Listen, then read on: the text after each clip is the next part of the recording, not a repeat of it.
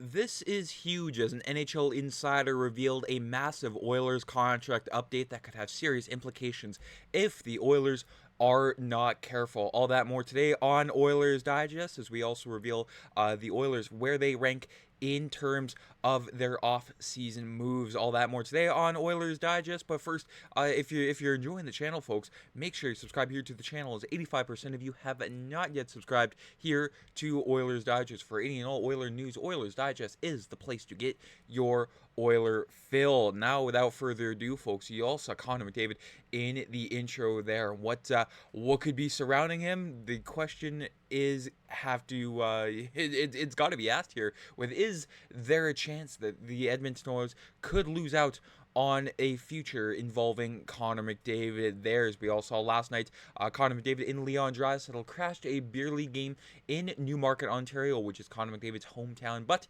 they were held pointless. Run with that however you will there. But on July 1st, or before July 1st, when it came to, Bowman in Jeff Jackson, trying to get the ball rolling here on an extension from TSN's Ryan Rishaug. He said, Bowman and Jackson were in Ontario in meetings begun with McDavid's agent, Judd Moldover there. I mean, there wasn't anything too big after that there, but when it came to another insider, Chris Johnson of the Steve Dangle Podcast Network, contradicted everything that Ryan Rishaug said, look, it's been 2 weeks that he could have extended in Edmonton, and to my knowledge, there's been no discussions about an extension yet.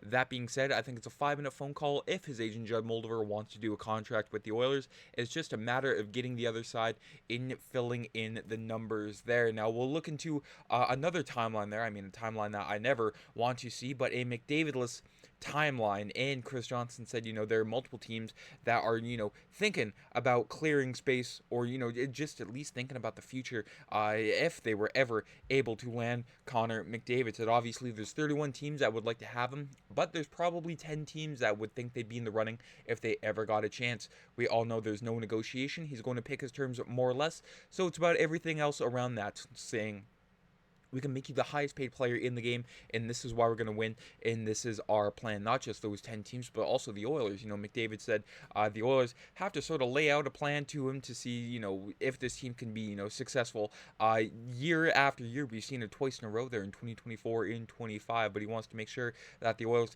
have a plan in place there for McDavid, Draisaitl, Evan Bouchard, and the rest of the team. I mean, this team will not be the same every single year, so Jeff Jackson and Stan Bowman have to convince Connor McDavid that this team can be elite year after year there. But the 10 teams that Chris Johnson mentioned that could be in the running, I mean, very loosely, or could be in the running, include the Boston Bruins at $19.9 million, Carolina Hurricanes with $21.2, the Colorado Avalanche with $26 million. I mean, imagine, a team, Cale Makar, McDavid, and Nathan MacKinnon there. The only chance I ever want to see that is all three of them on Team Canada. But after that, the Dallas Stars with $27.9 million, the Vegas Golden Knights with $20.3 million, the Montreal Canadiens with $39.1 million in the hometown, or Connor McDavid's hometown at least anyway, Toronto Maple Leafs with $26.4 million there. Johnson said, the threshold would start at around $20 million that teams would have to free up with cap space.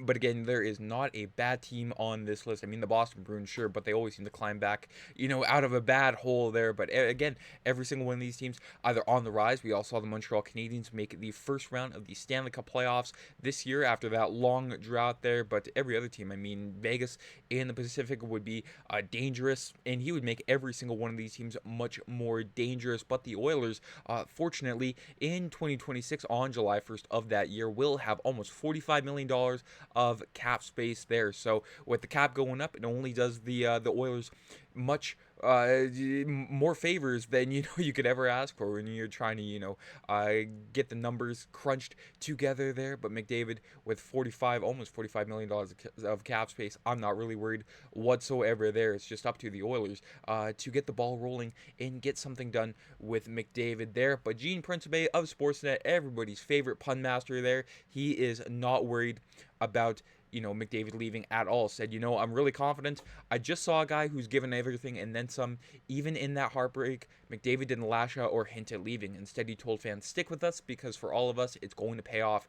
That was kind of better than I love you. And I mean, Gene Principe does not mince words whatsoever when he's not making puns anyways. So, that just goes to show how much McDavid, trying to, stay out of the spotlight when it comes to the extension there. I mean, he was in that beer league game last night, but he's not worried about that whatsoever. Just focused on what's ahead instead of focusing on his bank account there. But again, I'm not worried about McDavid leaving whatsoever. It's just, insiders trying to, get other fan bases to get their hopes up.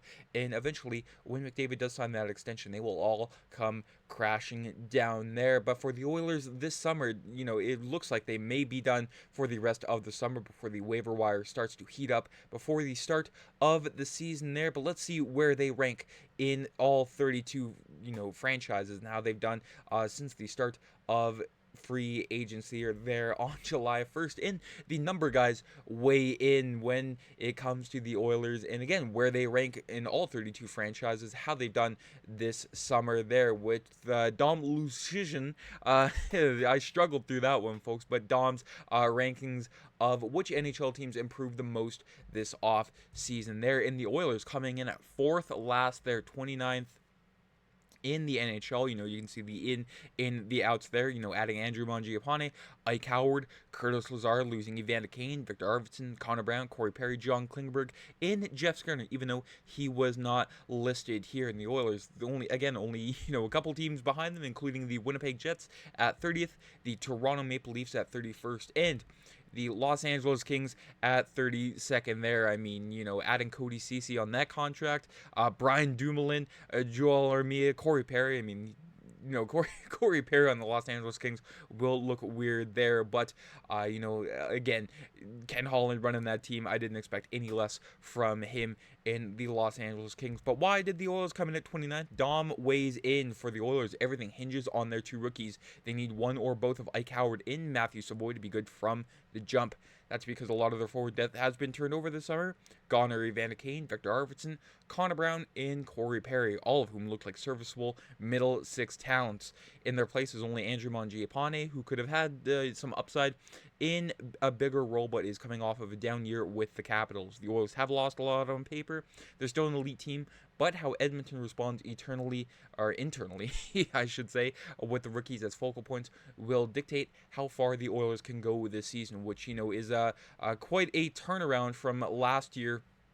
Heading into the season, I mean, the Oilers were criticized for becoming too old and too slow by multiple NHL insiders and analysts, and now the Oilers apparently are, risking the future on, two rookies there, so they can never seem to make up their mind on how the Oilers are built there. I mean, this year, heading into this one on paper, doesn't look that bad at all there. I mean, Bob Stauffer had, Ike Howard next to McDavid and Hyman. I don't think it'll be that. I think it'll be something like Mangiapane on that top line, with Savoy being on the second line with Draisaitl and Vasily Podkolzin. But again, the Oilers trying to inject some youth and speed into the lineup, which was Stan Bowman's MO from the get-go with this Oiler team. But for the Oilers to have the fourth, worst offseason so far, that's a little bit harsh. I mean, sure, there are other teams that, had better off seasons, but fourth last, again, too harsh from Dom here, but, the Oilers can always do something to make the offseason much better, and hopefully, because it gives me something to talk about. But that is it for today's video. Let me know down in the comments what you think about Connor McDavid. Are you worried? Are you not worried? Personally, I'm not worried, but of course, there are multiple Oiler fans that think as soon as, a star player hasn't extended, the sky is falling. I mean, we didn't see Leon Draisaitl extend until, I believe it was September 3rd of last year there, so he took his sweet time before the start of training camp there. And do you think the Oilers have the 29th ranked offseason so far in the NHL? I don't think so. I think, somewhere in the early 20s at least. I mean, it wasn't, great. It wasn't fantastic. I mean, Mangiapane was good. Ike Howard was fantastic, but the rest, they need a goalie for their ranking to be a lot better in my eyes there. And if you haven't already, folks, make sure you subscribe here to the channel. Again, loving what you guys leave down in the comments there. I mean, the discussion around the team it makes the summer go by a lot faster. But take care. Have a great rest of your day, folks. I'm Matt.